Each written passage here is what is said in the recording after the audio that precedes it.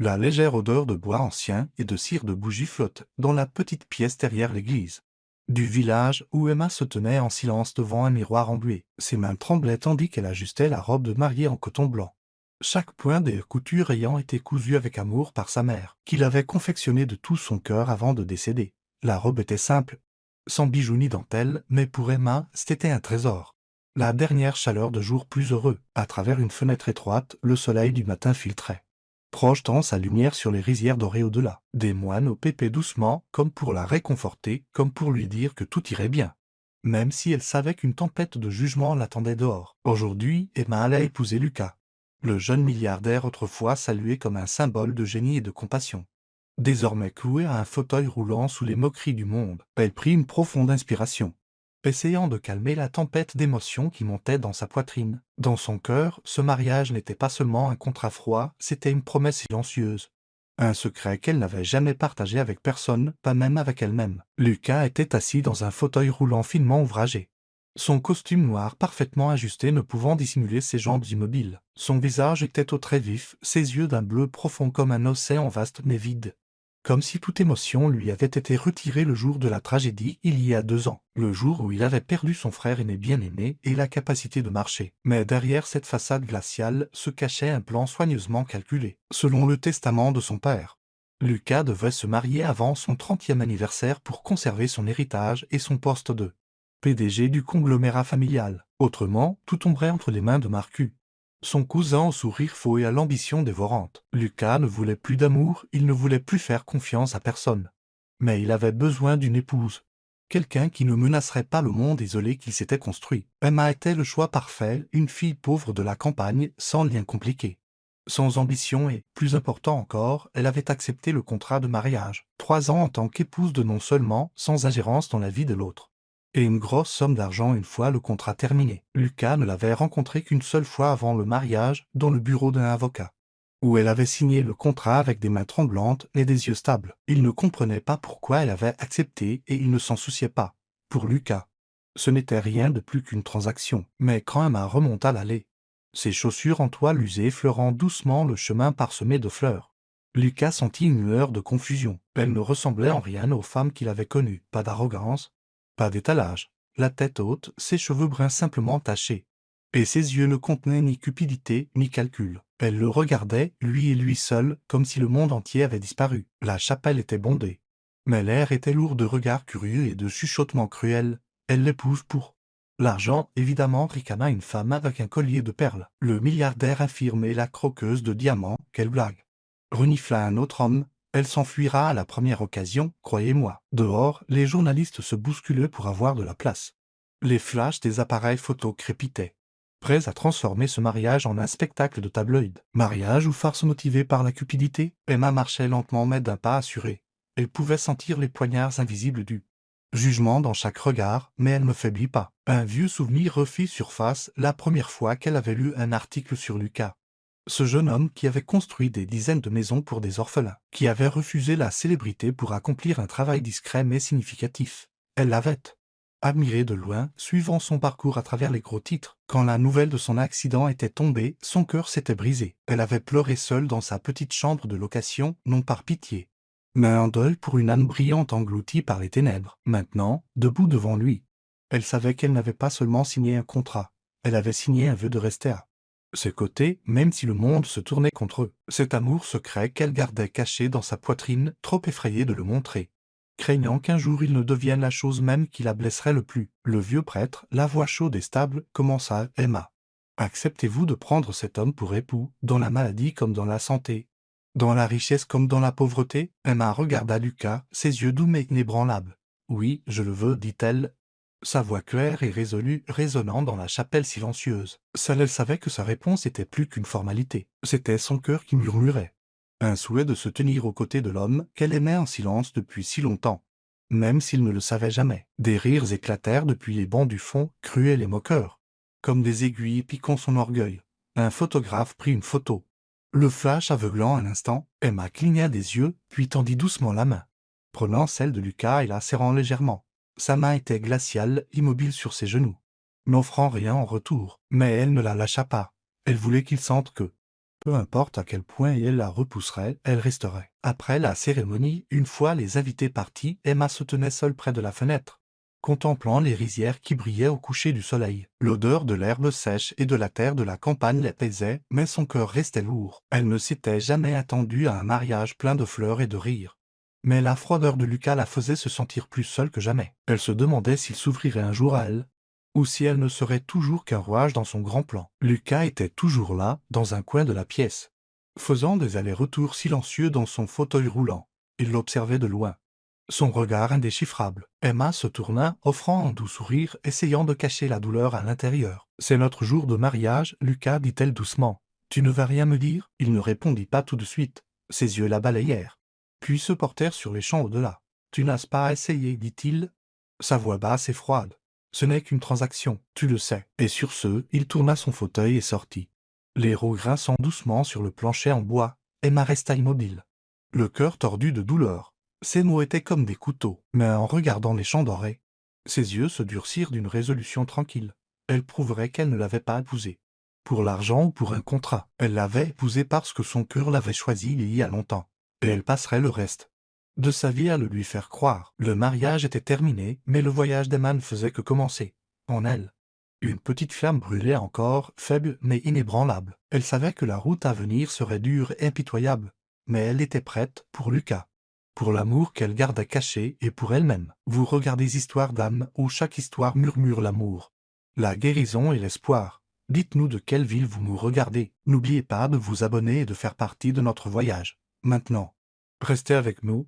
L'histoire ne fait que commencer. La demeure de Luc était perchée de manière précaire à flanc de colline, entourée de chênes centenaires dont les vastes ramures projetaient des ombres comme des sentinelles, gardant un royaume oublié. De l'extérieur, elle ressemblait à une peinture classique. Des murs de pierre grise patinés drapés de mousse, de hautes fenêtres cintrées et des rosiers méticuleusement entretenus fleurissant d'un rouge profond. Mais à l'intérieur, l'air était froid comme un tombeau. Les sols en marbre scintillaient sous des lustres de cristal. Des tableaux valant des millions de dollars tapissaient les murs, et pourtant le vide était saisissant. Emma le sentit dès l'instant où elle entra dans la maison, comme si la joie avait depuis longtemps été drainée de ses murs, ne laissant derrière elle qu'un silence creux. Lucas la traitait comme une ombre légère, quelqu'un qui n'existait que pour satisfaire des besoins de base. « Apporte-moi un verre d'eau, disait-il, sa voix basse et sèche, dénuée de tout sentiment. « Ferme la porte, ordonnait-il, les yeux ne quittant jamais le livre dans sa main. Même si elle savait qu'il ne lisait pas vraiment. Pour Lucas, Emma n'était rien de plus qu'une ligne dans un contrat de mariage. Un arrangement froid qui lui permettait de conserver son héritage et son poste de PDG. Les termes étaient clairs. Elle recevrait une grosse somme après 3 ans, tant qu'elle jouerait le rôle de l'épouse parfaite, silencieuse, obéissante et ne pénétrant jamais dans son monde privé. Il croyait qu'elle était là pour l'argent, et il n'avait aucune intention de la laisser franchir le mur de verre qu'il avait construit autour de son cœur. Mais Emma n'était pas ébranlée par ces paroles froides. En silence, elle prenait soin de lui, de la même manière qu'elle soignait autrefois les petites fleurs de son jardin d'enfance. Avec patience, douceur et sans attente de retour. Chaque matin, elle nettoyait sa vaste chambre, rangeant les livres qu'il aimait même s'il ne les touchait jamais. Elle préparait des repas simples, une soupe de potiron, du pain grillé, et les posait sur la table avec une fleur sauvage du jardin, espérant qu'une touche de couleur pourrait apaiser sa solitude. La nuit, elle s'asseyait près de sa fenêtre et lisait à voix haute de vieux romans d'une voix chaude et calme, bien qu'il l'interrompît souvent d'un ton sec. « Ça suffit, retourne dans ta chambre. » Emma ne se plaignait jamais.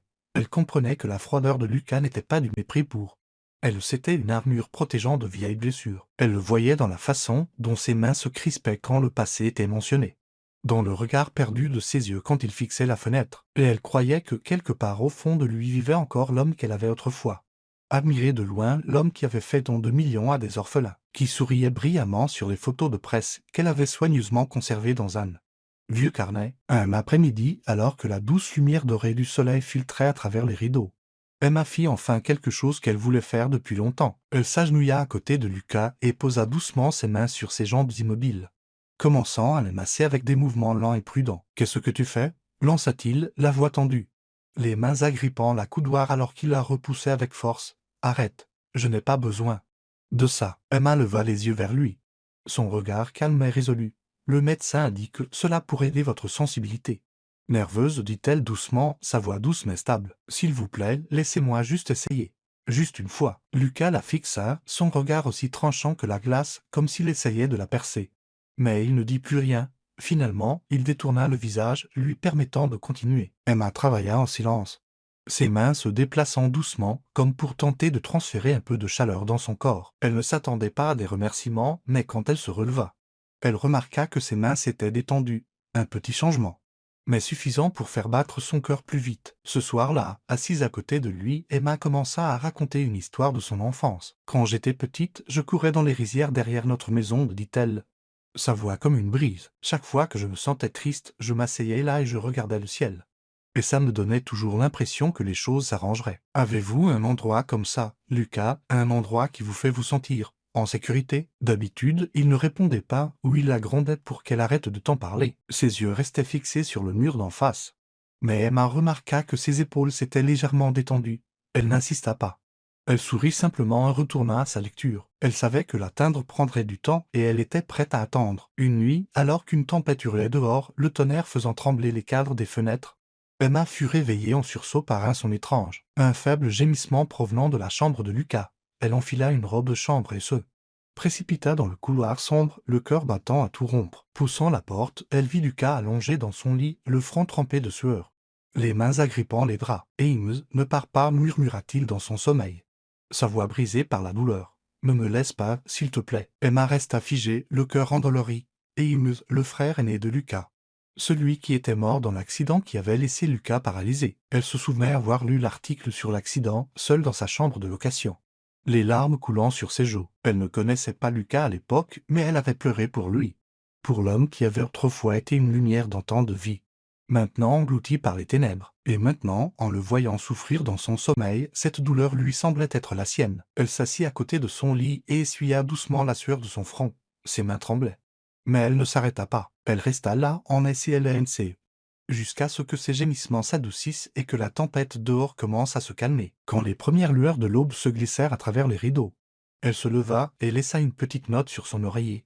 Son écriture était douce, mais sûre. « Si quelqu'un essaie de te faire tomber, je serai celle qui t'aide à te relever. » Le lendemain matin, quand Emma entra avec son plateau de petit déjeuner, elle vit Lucas tenant la note, ses yeux s'attardant sur ses mots. Il ne dit rien, mais pour la première fois, il ne la repoussa pas. « Tu n'as pas à faire tout ça, dit-il, la voix basse, n'étant plus aussi froide. Le contrat ne t'oblige pas à prendre soin de moi. » Emma sourit doucement en posant le plateau. « Je ne le fais pas à cause du contrat, répondit-elle, ses yeux brillants d'une chaleur tranquille.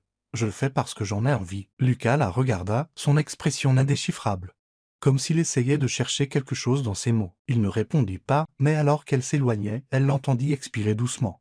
Un son silencieux, mais suffisant pour lui dire que le mur de verre entre eux avait commencé à se fissurer. De retour dans sa chambre, Emma s'assit près de la fenêtre, regardant la colline couverte de chênes enveloppée dans la brume matinale. En elle, une petite flamme continuait de brûler, faible mais inflexible. Elle savait que la route à venir serait longue, que Lucas n'ouvrirait pas son cœur facilement, que le monde se moquerait encore d'elle, mais elle n'avait pas peur, car elle croyait que, peu importe la force de ce mur de verre, elle trouverait un moyen d'atteindre son cœur. Pas pour l'argent, pas pour le contrat, mais pour l'amour secret qu'elle portait dans son cœur depuis si longtemps. La lumière du matin filtrait à travers les lattes des stores en bois de la bibliothèque du manoir, projetant des traînées chaudes sur les immenses étagères couvertes de la poussière du temps. Emma se tenait au milieu de la vaste pièce, ses doigts glissant sur les dosses des livres reliés en cuir usé, mais son esprit n'était pas là. Depuis plusieurs semaines, un vague sentiment de malaise persistait en elle, comme une ombre, comme si quelque chose dans cette maison ou dans le passé de Lucas essayait de rester caché. Elle avait commencé à remarquer les petites choses, la façon dont le personnel évitait son regard,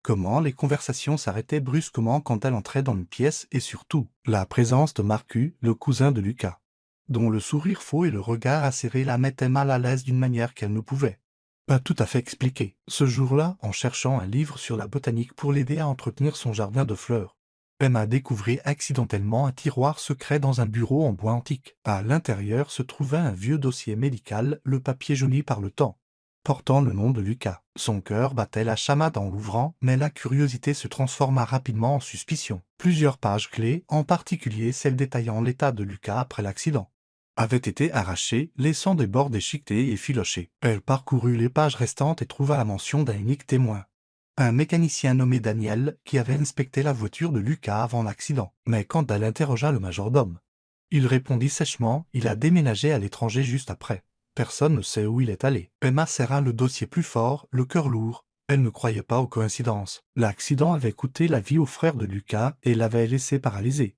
Mais pourquoi des détails cruciaux manquaient-ils? Et pourquoi Marquet, avec tout son charme et ses manières impeccables, dégageait-il une présence si menaçante? Elle remit le dossier à sa place et décida d'enquêter discrètement, même si cela signifiait déterrer des secrets que la famille de Lucas ne voulait clairement pas qu'elle trouve. La vie au manoir continuait, mais l'air devenait de plus en plus suffocant de jour en jour. Lucas gardait toujours ses distances avec Emma. Mais la glace dans son attitude s'était quelque peu adoucie. Il n'aboyait plus ses ordres aussi sèchement et de temps en temps. Elle le surprenait à la regarder plus longtemps que d'habitude, comme s'il essayait de lire ses pensées. Emma continuait de s'occuper de lui avec un dévouement silencieux. Du massage de ses jambes insensibles à la lecture à voix haute le soir, elle partageait des souvenirs de ses rêves d'enfance. Des après-midi passés à courir pieds nus dans les rizières, espérant que ces histoires pourraient réveiller une lueur en lui. Lucas répondait rarement, mais il ne l'interrompait plus comme avant. C'étaient de petits signes, mais suffisants pour lui faire croire qu'il commençait à s'ouvrir, même légèrement. Tout changea, cependant, lors d'un dîner de gala au manoir, organisé pour accueillir un important partenaire commercial. Emma ne voulait pas y assister. Elle savait qu'elle n'avait pas sa place dans un monde de robes scintillantes et de vin hors de prix, mais Lucas insista. « Tu es ma femme, dit-il, sa voix basse mais sans émotion. Ils doivent le voir. » Emma hocha la tête, enfila une simple robe bleue, ses cheveux bruns soigneusement attachés en arrière, et entra dans la salle de bal, le cœur lourd. La pièce scintillait sous la lumière des lustres, les douces notes de violon résonnant sur le marbre poli, mais la tension épaississait l'air. Marcus se tenait parmi les invités, un verre de vin à la main, son faux sourire s'élargissant en apercevant Emma. Une fois la foule rassemblée, il leva son verre et projeta sa voix. « J'aimerais porter un toast à Emma, la fille qui a transformé un conte de fées en réalité, une pauvre paysanne et un milliardaire infirme.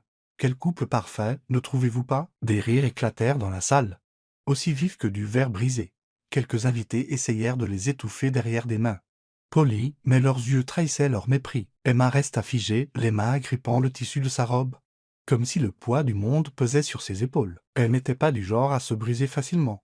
Mais ces mots et le silence qui suivit la coupèrent comme des lames dans son orgueil. Elle regarda vers Lucas, assis dans son fauteuil roulant à l'autre bout de la pièce, priant silencieusement qu'il dise quelque chose, n'importe quoi, pour la défendre. Mais il baissa simplement la tête, les yeux fixés sur le sol, ses mains agrippant fermement la coudoir, comme s'il luttait pour contenir quelque chose. Emma sourit, même si son cœur saignait. Elle ne les laisserait pas la voir s'effondrer. « Merci, Marcus, dit-elle, la voix stable mais tranchante. Je suis fière d'être aux côtés de Lucas, peu importe ce que le monde dit. » Sur ce, elle tourna les talons et quitta la salle de bal avant que ses larmes ne puissent couler. Cette nuit-là, Emma se cacha dans la serre derrière le jardin, l'endroit où elle soignait ses petites fleurs pour trouver du réconfort. Le clair de lune filtrait à travers le plafond de verre, illuminant les gouttes de rosée sur les pétales délicats. Elle s'assit sur un banc en bois, les bras enroulés autour d'elle, laissant ses larmes couler silencieusement sur ses joues. Le lendemain matin, alors qu'Emma s'occupait de ses pots de fleurs dans la serre, elle entendit le léger bourdonnement de roses électriques roulant sur le chemin de gravier. Elle leva les yeux, surprise de voir Lucas manœuvrer son fauteuil roulant vers elle, tout seul. Le soleil matinal tombait sur son visage, soulignant ses traits vifs. Bien que l'épuisement se lisait sur son expression, il s'arrêta à quelques pas, son regard posé sur elle, moins froid qu'auparavant. « Hier soir, commença-t-il, sa voix basse, légèrement hésitante. Je n'ai pas ri. Je ne pense pas comme eux. » Il fit une pause, comme s'il cherchait les mots justes. « Mais je t'ai vu. Tu y es resté. » Emma le regarda, son cœur soudainement réchauffé.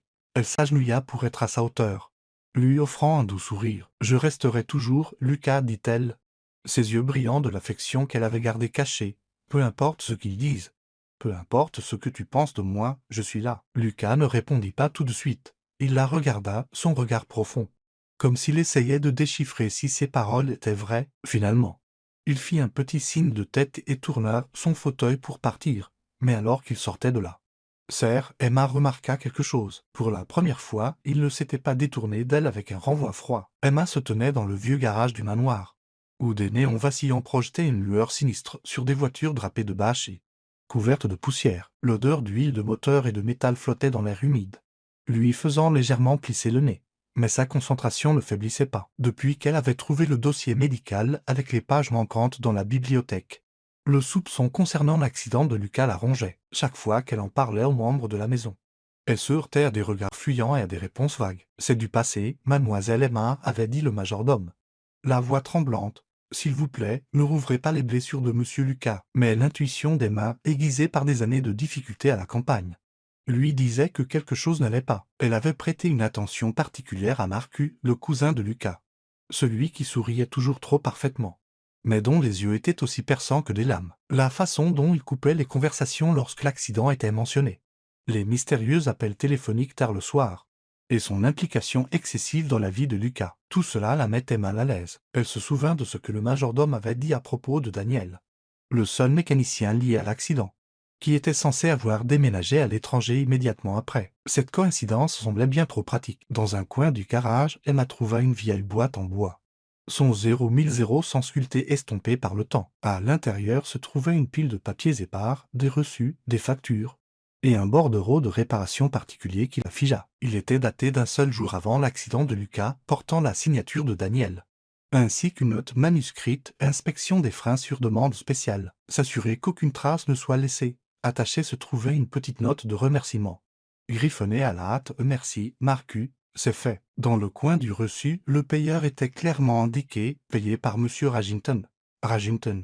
Le nom de famille de Marcus. Le cœur d'Emma battait la chamade. Pourquoi Marcus avait-il payé pour les réparations de la voiture de Lucas? Et pourquoi Daniel noterait-il que la vérification des freins avait été faite pour s'assurer qu'aucune trace ne soit laissée? Elle serra le papier fermement, la colère et la peur tourbillonnant dans sa poitrine. Elle prit des photos des documents et les envoya à monsieur Renji, un avocat indépendant qui elle avait confiance. S'il vous plaît, découvrez si Daniel a vraiment déménagé à l'étranger, écrivit-elle, ses doigts tremblants mais ses mots fermes, et enquêter sur ce que Marcus a fait à cette voiture. Elle savait qu'elle s'aventurait sur un terrain dangereux.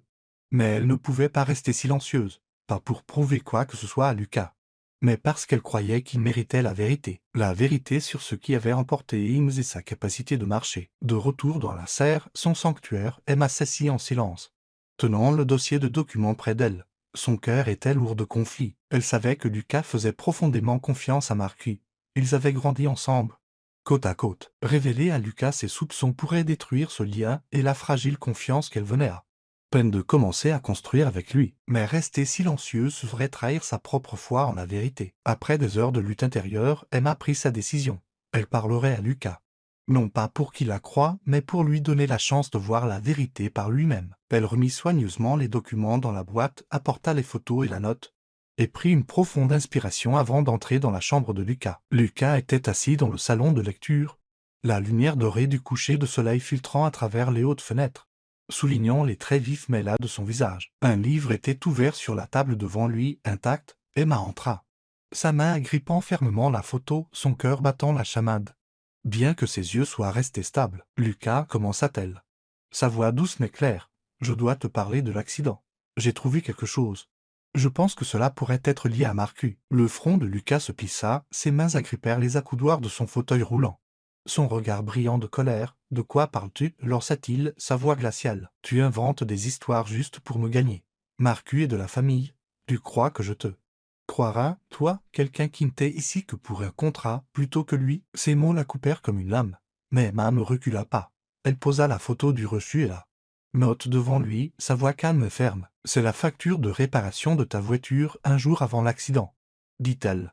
Il est indiqué que les freins ont été inspectés sur demande spéciale. Aucune trace laissée. Marcus a payé pour cela. Et voici une note de Daniel disant que le travail a été fait, Lucas.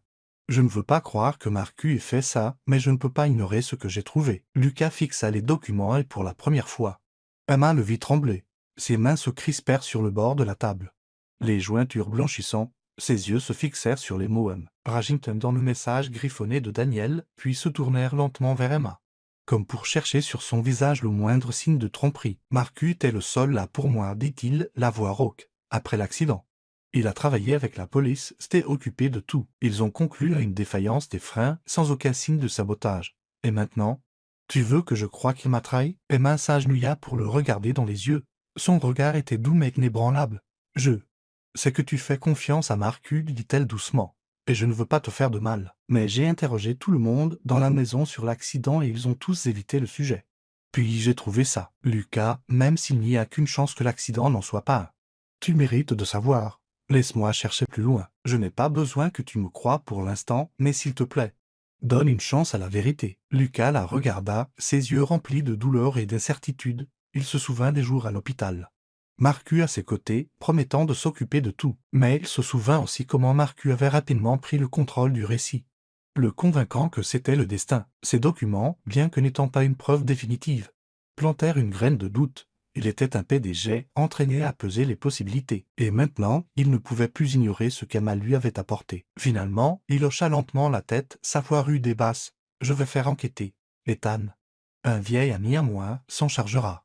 Tu peux continuer à chercher aussi, mais sois prudente. Si tu as raison, j'ai besoin de savoir. » Il fit une pause, ses yeux s'attardant sur elle un instant de plus. « Mais si tu te trompes, Emma, je ne te pardonnerai pas. » Emma sourit, bien que sa poitrine soit lourde. « J'espère que je me trompe, dit-elle, sa voix brillant de conviction. Alors qu'elle se levait, sa main effleura légèrement la sienne, un geste doux, presque inconscient, mais un geste qui lui dit que quelque chose avait changé. Ce n'était pas encore une confiance totale, mais c'était une autre fissure dans le mur de verre entre eux. Cette nuit-là, Lucas s'assit seul, les documents toujours étalés sur la table. Il prit son téléphone et composa un numéro. « Ethan, » dit-il, sa voix calme et ferme. « J'ai besoin que tu enquêtes sur l'accident d'il y a 2 ans.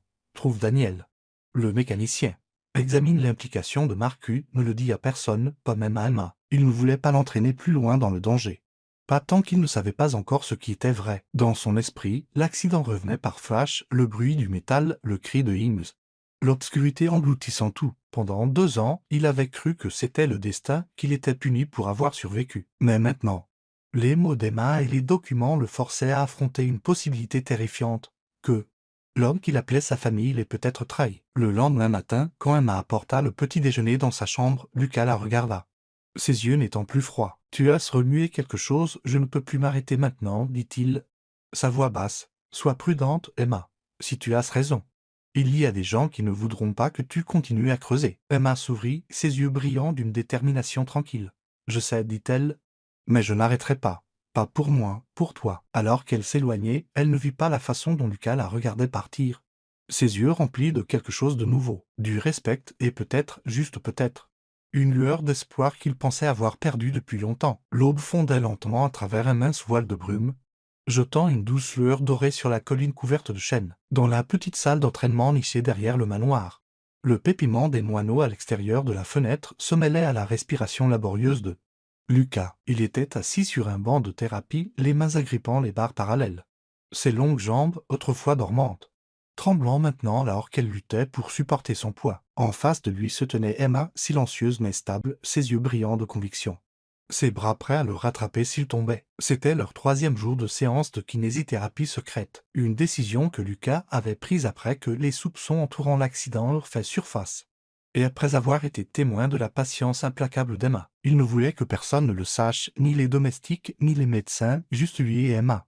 Dans ce petit espace où il pouvait se confronter à lui-même sans jugement. Le choix de commencer la thérapie n'avait pas été facile. Après avoir permis à Emma de poursuivre son enquête et avoir contacté Tan pour se renseigner sur Marcus, Lucas sentit quelque chose s'agiter en lui. Il avait vécu dans l'obscurité pendant 2 ans, convaincu que son corps et son âme avaient été détruits dans l'accident. Mais Emma, son regard inébranlable, ses soins qui persistaient malgré sa froideur, le firent se demander, pouvait-il récupérer une partie de lui-même, pas l'homme qui dirigeait autrefois une société, mais quelqu'un qui n'était plus emprisonné par la douleur et la culpabilité. « Tu peux le faire, » dit Emma doucement mais fermement alors que Lucas essayait d'avancer son pied gauche. Elle s'agenouilla à côté de lui, corrigeant doucement sa posture, ses mains légères mais stables. « Vas-y doucement, Lucas. Même un petit pas et une victoire. » Lucas ne répondit pas, mais ses yeux rencontrèrent les siens, n'étant plus vifs ni sur la défensive. Il se concentra, la sueur coulant sur son front, chaque mouvement étant une bataille entre le corps et la volonté. Quand son pied toucha le sol, même pour un bref instant, le visage d'Emma s'illumina d'un sourire radieux, comme si elle regardait un enfant faire ses premiers pas. « Tu vois, dit-elle, les yeux brillants. Tu l'as fait. » Lucas expira, agrippant toujours fermement les barres. Mais une légère courbe apparut au coin de ses lèvres, un petit sourire inconscient. C'était la première fois qu'Emma le voyait sourire depuis le mariage, aussi fragile qu'il soit. Il fit battre son cœur. Elle le dit à Riven, l'aida simplement en silence à regagner son fauteuil et lui tamponna le front avec une petite serviette. À ce moment, l'espace entre eux sembla se refermer. ne laissant qu'une compréhension silencieuse et une lueur d'espoir grandissant. Chaque matin, ils retournaient dans la salle d'entraînement. Juste tous les deux, Emma devint les mains de Lucas, ses yeux, son soutien indéfectible. Elle apprit à lire ses moindres mouvements quand il avait besoin d'une pause. Quand il voulait faire un pas de plus, quand il se battait contre lui-même. Elle ne le forçait jamais, mais elle ne quittait jamais son côté, toujours patiente, toujours douce. Lucas commença à changer. Ses regards s'attardaient plus longtemps, non plus remplis de suspicion, mais de curiosité, comme s'il essayait de comprendre pourquoi elle restait, pourquoi elle croyait en lui alors qu'il avait cessé de croire en lui-même. Un matin, alors que Lucas faillit tomber, Emma le rattrapa rapidement, ses bras s'enroulant fermement autour de sa taille pour le maintenir stable. Ils se tinrent proches, leur respiration se mêlant, et pour la première fois, Lucas ne se dégagea pas, il la regarda, ses yeux profonds et interrogateurs.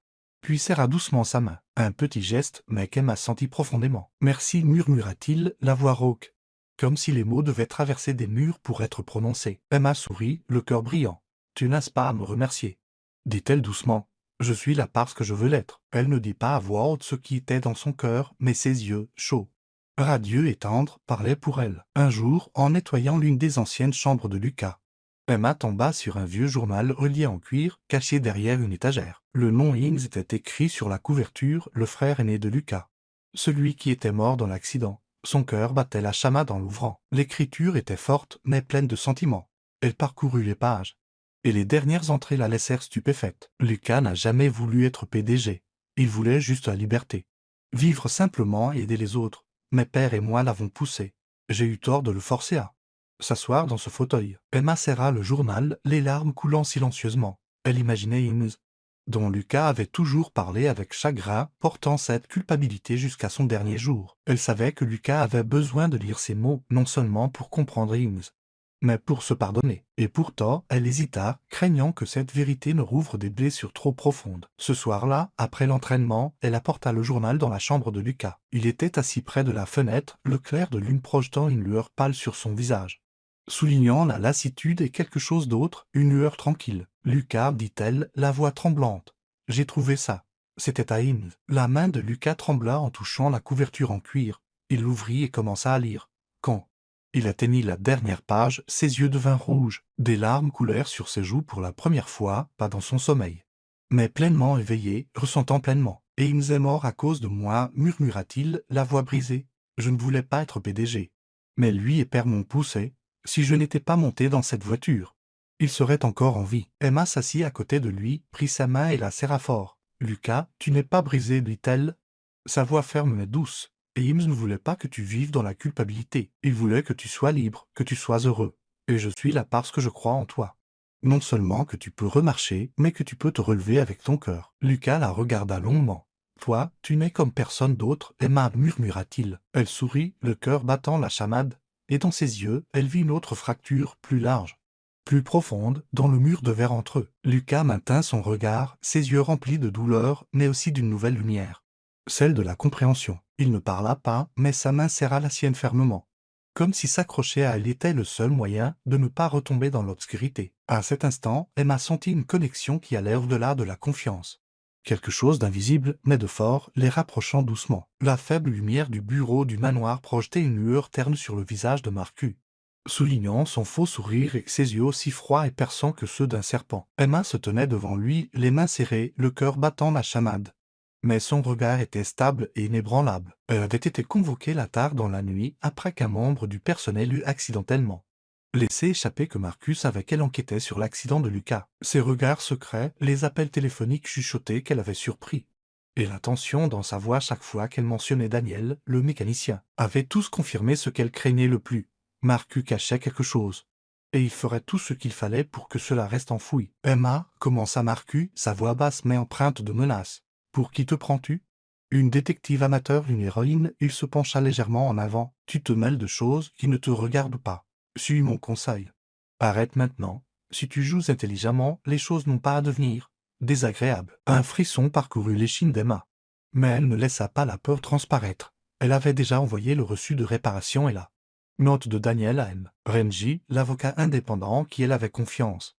Et elle savait qu'elle se rapprochait de la vérité. « Je n'ai pas peur de toi, Marcus, dit-elle, calme et résolue. Lucas mérite de connaître la vérité et je n'arrêterai pas, quoi que tu fasses. » Marcus approcha.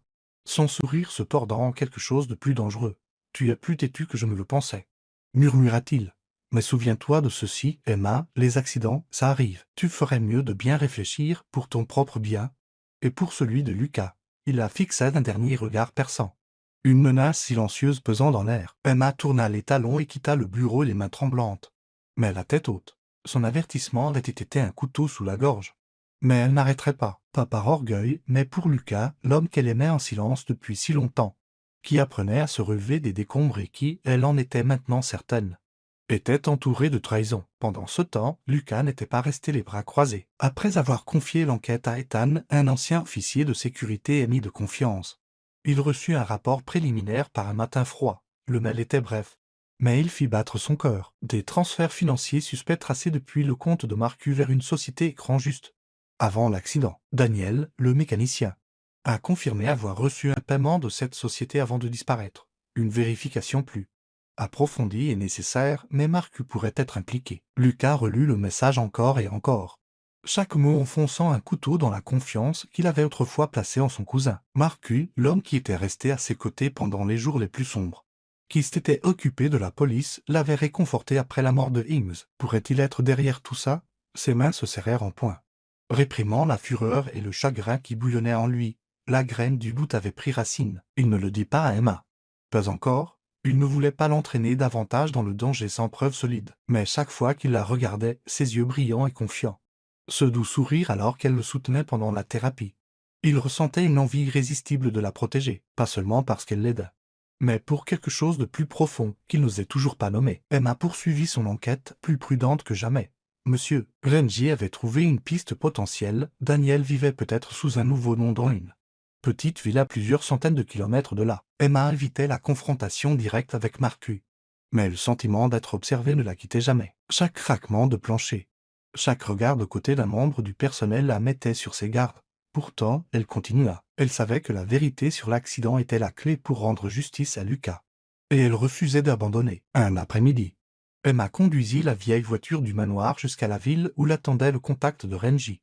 Avec plus d'informations sur Daniel, les routes de montagne étaient sinueuses, bordées de denses forêts de chênes, et l'air froid s'infiltrait par les fines vitres de la voiture. Concentrée sur la conduite, elle jeta un coup d'œil dans le rétroviseur et son estomac se noua. Une voiture noire était apparue derrière elle, gardant ses distances mais ne dépassant jamais. Même quand elle ralentissait, son cœur battait la chamade. Elle appuya sur l'accélérateur, essayant de prendre de l'avance, mais en abordant un virage serré, les pneus perdirent soudainement leur adhérence. Le métal hurla. La voiture quitta la route et percuta un chêne massif. Sa tête heurta le volant. Du sang coula de son front et l'obscurité l'engloutit entièrement. Lucas était dans la salle d'entraînement, luttant pour faire un pas de plus entre les barres parallèles quand le majordome fit irruption. Paniqué. « Monsieur Lucas, mademoiselle Emma, elle a eu un accident. » Les mots le frappèrent comme un poignard en plein cœur. Il faillit tomber de son fauteuil roulant, les poings agrippant les accoudoirs, la respiration courte et saccadée. « Où est-elle » cria-t-il, la voix brisée. « Dites-moi où. » Quand on l'amena sur les lieux de l'accident, Lucas vit la voiture déformée contre l'arbre et Emma allongée, immobile, sur une civière. Du sang coulant sur son front, son cœur sembla s'arrêter. Le passé revint en force, le crissement du métal, le cri de Ings. Le noir engloutit son tout. Il l'avait revécu 1 millier de fois depuis. Si je n'avais pas laissé Ings conduire ce jour-là. Si j'avais été au volant. Il s'était blâmé sans fin. Maintenant, en regardant Emma inconsciente, une nouvelle peur horrible l'envahit. Le destin se répétait. Les personnes qu'il aimait, Ings, maintenant Emma, lui étaient enlevées. Une par une, comme par une cruelle malédiction à laquelle il ne pouvait échapper. « Emma » cria-t-il, frappant des poings contre les accoudoirs de son fauteuil, les larmes et la sueur se mêlant sur son visage. « Elle ne peut pas mourir, vous m'entendez? Elle ne peut pas. » Sa voix se brisa. N'étant plus froide, n'étant plus contenue, la panique le submergea. Et à travers tout cela, une question le hantait. Marcus était-il derrière ça aussi? Le rapport d'Ethan de l'argent suspecte le rôle que Marcus avait joué dans le dernier accident. Si Marcus avait fait du mal à Lucas auparavant, était-il possible qu'il ait maintenant essayé de faire taire Emma? La pensée fit trembler Lucas de fureur et de peur. Les faibles lumières de l'hôpital projetaient une lueur pâle sur le visage d'Emma, soulignant les ecchymoses et le bandage sur son front. Elle était allongée sur le lit, sa respiration superficielle mais régulière, les yeux mi-clos comme si elle flottait dans un rêve fragile. À côté d'elle, Lucas était assis, immobile, sa main grippant la sienne si fort que ses jointures avaient blanchi. Ses yeux étaient injectés de sang, les veines visibles à cause de la tension. Il n'avait pas dormi depuis le moment où elle avait été transportée d'urgence après le terrible accident. La pièce était silencieuse, à l'exception du bip régulier du moniteur cardiaque. Mais à l'intérieur de Lucas, une tempête d'émotions faisait rage. Il ne pouvait pas effacer l'image de la voiture froissée au pied de l'arbre, le sang sur le front d'Emma. Le moment où il avait cru la perdre, tout comme Ings, comme si le destin était déterminé à lui enlever tous ceux qu'il osait aimer. Cette peur, mêlée à la culpabilité et aux nouvelles preuves d'Ethan sur l'implication de Mark Udance. L'accident d'il y a 2 ans fit disparaître les derniers vestiges de sa façade froide et détachée. Emma l'avait changé. Petit à petit, avec sa patience, son courage et une lumière qu'il ne pouvait toujours pas nommer. Et maintenant, la voyant là, vivante mais fragile, il réalisa une vérité douloureuse.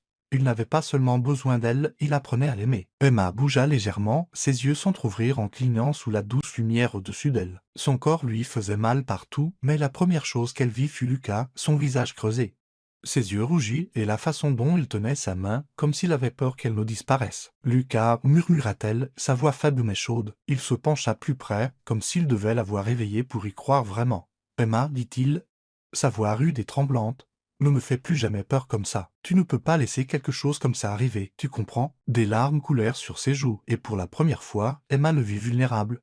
Non pas physiquement, mais émotionnellement exposé, un cœur qui n'était plus sur ses gardes. Elle esquissa un faible sourire, malgré la douleur. « Je te le promets, dit-elle, ses yeux remplis d'une force tranquille. Elle essaya de s'asseoir, grimaçant à chaque mouvement. Lucas l'aida rapidement. Ses mains prudentes, stables, comme si elle était la chose la plus précieuse au monde. Même une fois assise, il ne la lâcha pas. Son regard était fixé sur elle, rempli de douleur.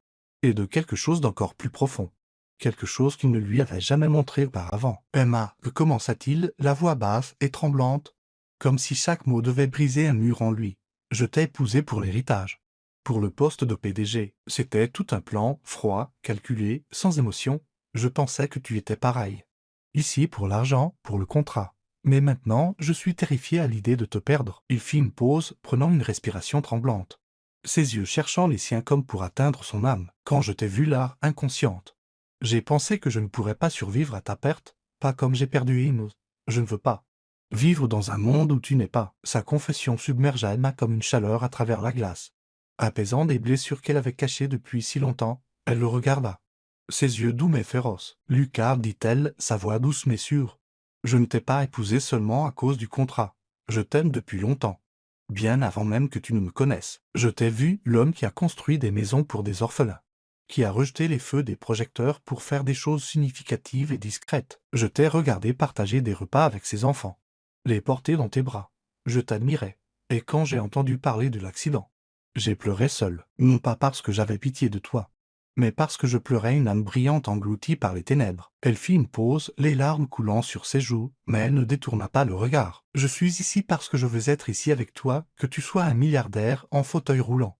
Ou juste Lucas, l'homme qui apprend à se relever. » Lucas la regarda comme s'il était aspiré par chaque mot, par une sincérité à laquelle il n'avait jamais osé croire. Il avait construit un mur de verre autour de son cœur.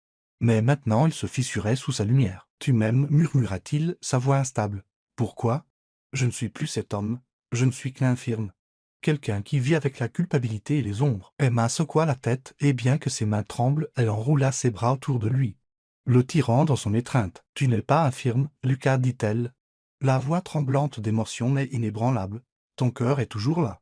Et il est plus fort que tu ne le penses. Je t'aime non pas pour qui tu étais, mais pour qui tu es en ce moment, l'homme qui essaie, qui se bat, qui se relève.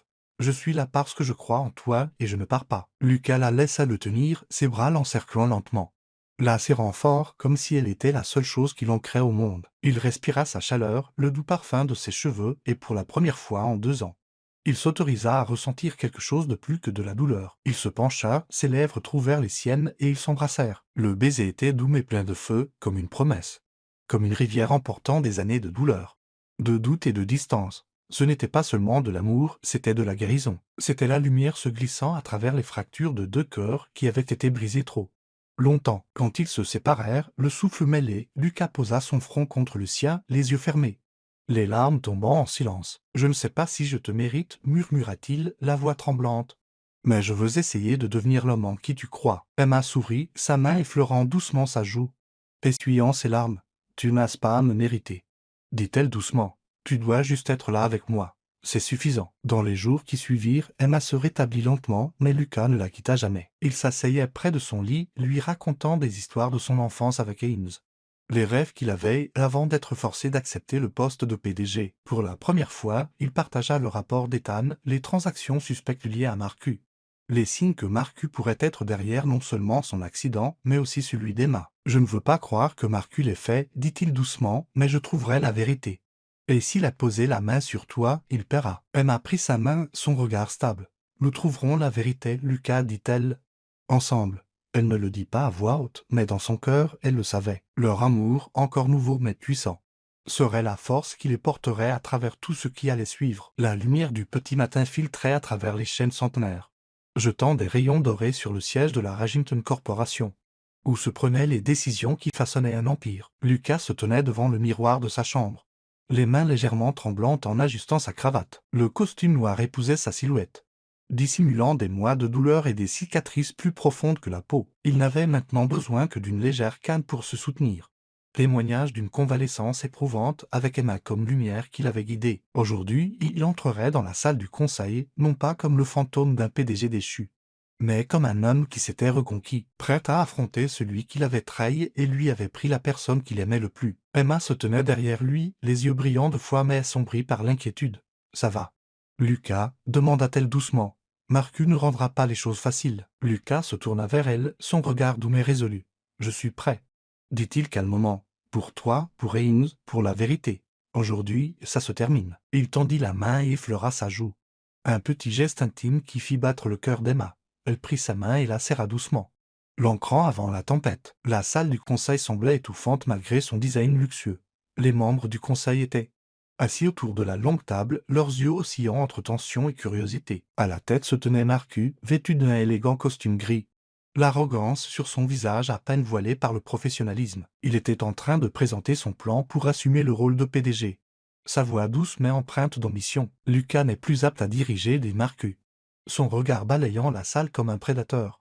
Je propose que nous transférions le pouvoir exécutif aujourd'hui pour le bien de l'entreprise. Des murmures d'approbation résonnèrent dans la pièce, mais avant qu'il ne puisse continuer, les portes s'ouvrirent en grand. Lucas entra. Chaque pas était lent mais délibéré, sa canne tapotant légèrement contre le sol en marbre. La salle se tut. Tous les yeux se fixèrent sur lui, l'homme qu'ils ne s'attendaient jamais à revoir. Debout à nouveau, droit, le regard vif et inébranlable. Emma suivait derrière, calme et féroce, une guerrière silencieuse à ses côtés. Marcus se figea. Son sourire suffisant vacilla. Lucas ne parla pas tout de suite. Il s'arrêta au centre de la pièce, les yeux fixés sur Marcus, la voix stable quand elle rompit enfin le silence. « Je ne suis pas ici pour négocier, Marcus, » dit-il. « Je suis ici pour finir ce que tu as commencé il y a 2 ans. » Il fit un signe de tête à Emma, qui s'avança et inséra une clé USB dans le projecteur. L'écran s'alluma. D'abord, des images de surveillance qu'Ethan avait récupérées, Marcus parlant à Daniel à côté de la voiture de Lucas juste avant l'accident. Puis vinrent les documents accablants, un reçu de réparation signé du nom de Marcus, les notes de Daniel détaillant des demandes spéciales sur les freins, des transferts financiers du compte de Marcus vers une société écran qui avait payé Daniel. Et enfin un enregistrement audio, la confession de Daniel où il avouait que Marcus l'avait engagé pour saboter les freins. La salle retint son souffle. Marcus se leva d'un bond, la panique se lisant sur son visage. « C'est faux !» cria-t-il en montrant Lucas du doigt. « Tu as mis tout ça en scène pour me ruiner. Tu as toujours tout eu, Lucas, ta carrière, ton père. Haynes.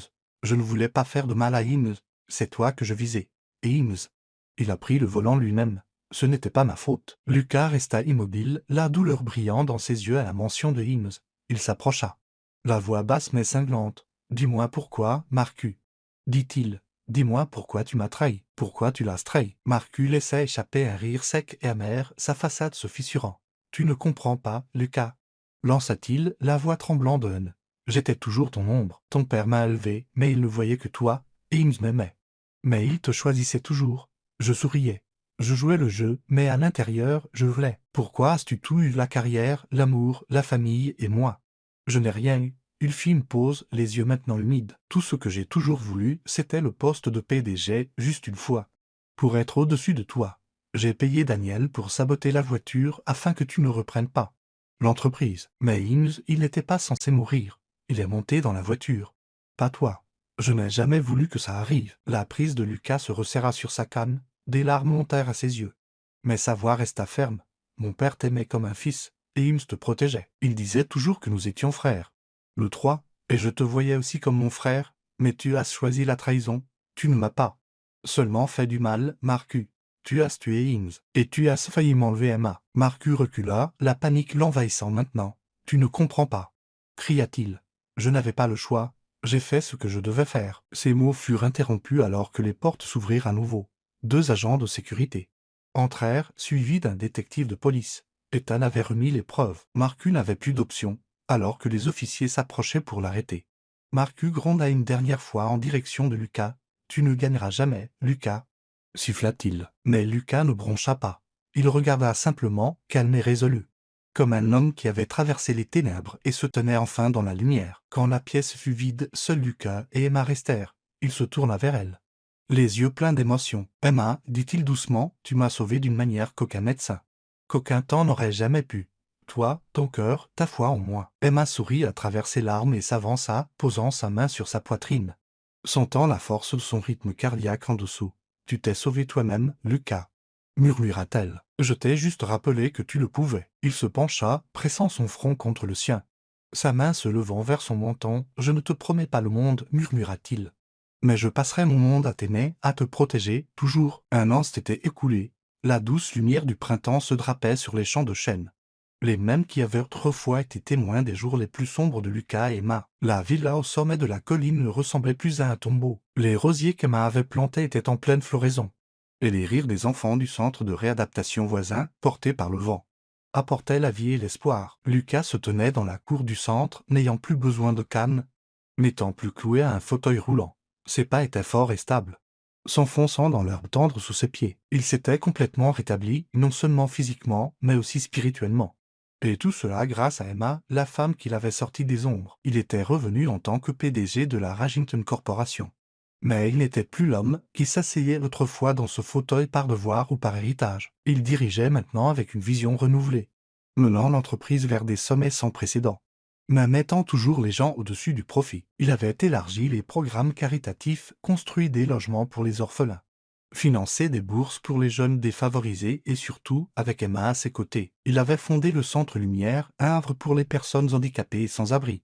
Un lieu où les gens pouvaient redécouvrir leurs valeurs et leur volonté de se relever. Tout comme il l'avait fait. Emma était le cœur du centre. Elle le dirigeait avec un dévouement inlassable, organisant des séances de thérapie, offrant un soutien émotionnel à ceux qui combattaient leurs propres démons. Elle ne cherchait jamais les feux de la rampe, mais chaque sourire qu'elle apportait au visage de quelqu'un était une récompense suffisante. Lucas l'observait souvent de loin, une admiration tranquille dans sa poitrine. Elle n'était pas seulement sa femme, elle était sa lumière directrice, la raison pour laquelle il se tenait là où il était maintenant. Un petit matin, le centre bourdonnait de rire lors d'un cours de marche spécial pour les enfants handicapés. Lucas s'agenouilla à côté d'un petit garçon de 8 ans, l'aidant à faire ses premiers pas avec de minuscules béquilles. « Tu peux le faire » dit chaleureusement Lucas, sa voix d'un calme constant, un pas à la fois. Le garçon lui sourit et quand son pied toucha le sol et tint bon. Une acclamation s'éleva des personnes autour d'eux. Dessous le chêne tentaculaire voisin, Emma regardait. Vêtue simplement d'un chemisier blanc, ses cheveux bruns attachés haut, elle voyait Lucas. Son Lucas, non pas comme le PDG, non pas comme l'homme qui avait guéri, mais comme quelqu'un qui redonnait maintenant l'espoir même qu'il avait autrefois lutté pour trouver. Des larmes coulèrent silencieusement sur ses joues, non pas de tristesse, mais d'une joie pure et sincère. Ils s'étaient relevés des ruines ensemble, des chuchotements moqueurs de leur mariage, de la tempête de doute et de chagrin, de la trahison de Marcus dans ce terrible accident. Maintenant, ils n'étaient pas seulement mari et femme, ils étaient 2 âmes qui s'étaient guéries l'une l'autre. Lucas leva les yeux et croisa son regard. Il sourit. Un sourire doux et familier, qu'elle en était venue à aimer plus que tout. Il fit un petit signe de tête à un membre du personnel voisin et commença à marcher vers elle. Chaque pas était stable, chaque mouvement une déclaration silencieuse de tout ce qu'il avait surmonté. Quand il l'atteignit, il prit sa main et la conduisit sous la canopée du chêne, où la lumière dorée filtrait à travers les feuilles en douces taches vacillantes. « Emma, dit-il, la voix basse, tremblant d'émotion, il y a un an. Je ne pensais pas que je me relèverais un jour, je ne pensais pas que je me retrouverais un jour. Mais toi, tu as tout changé. Tu ne m'as pas seulement aidé à marcher, Tu m'as appris à vivre, à aimer, à croire à nouveau aux bonnes choses. Il fit une pause, prenant une profonde inspiration. Ses yeux fixés sur les siens, je pensais que je ne te méritais pas. Mais maintenant, je sais que je veux passer le reste de ma vie à prouver que peut-être, juste peut-être, je le peux. Emma a senti son cœur battre la chamade alors que Lucas s'agenouillait devant elle, tenant toujours sa main. De sa poche, il sortit une petite boîte en velours et l'ouvrit pour révéler une bague simple et élégante. Sa surface brillant au soleil. Emma, murmura-t-il, la voix épaisse d'émotion. Tu m'as épousé une fois pour un contrat. Pour la foi. Maintenant, je te demande de m'épouser à nouveau, par amour, pour notre avenir. Veux-tu être ma femme, à nouveau? Des larmes coulèrent librement sur les joues d'Emma. Mais son sourire les éclipsa toutes. Elle s'agenouilla avec lui, les bras encerclant ses épaules, la tête reposant contre la sienne. Lucas, murmura-t-elle, la voix tremblant de joie, je t'ai épousé parce que je t'aimais, et je t'épouserai 1000 fois. De plus parce que tu es mon monde entier. Ils s'étreignirent sous le chêne alors que les acclamations et les applaudissements s'élevaient du centre derrière eux. Lucas glissa doucement la bague à son doigt, ses mains légèrement tremblantes mais sûres. Il se pencha et l'embrassa, un baiser doux mais féroce. Une promesse que quelles que soient les tempêtes que la vie pourrait apporter, ils seraient toujours l'un l'autre. Cette nuit-là, Lucas et Emma s'assirent ensemble sur un banc en bois à l'extérieur du centre. Le clair de lune effleurait leur visage d'argent et la bague à son doigt scintillait comme un vœu. Silencieux, je ne peux pas promettre que la vie sera toujours facile, dit-il doucement, la voix chaude. Mais je te promets que je serai toujours là avec toi. De la même manière que tu as toujours été là pour moi. Emma posa sa tête sur son épaule, souriant paisiblement. C'est tout ce dont j'ai toujours eu besoin, murmura-t-elle. Et ils restèrent assis ensemble dans le calme de la nuit, sachant que, peu importe à quel point le passé avait été douloureux, ils s'étaient trouvés. Et ensemble, ils s'étaient relevés des cendres pour construire un avenir plein de lumière.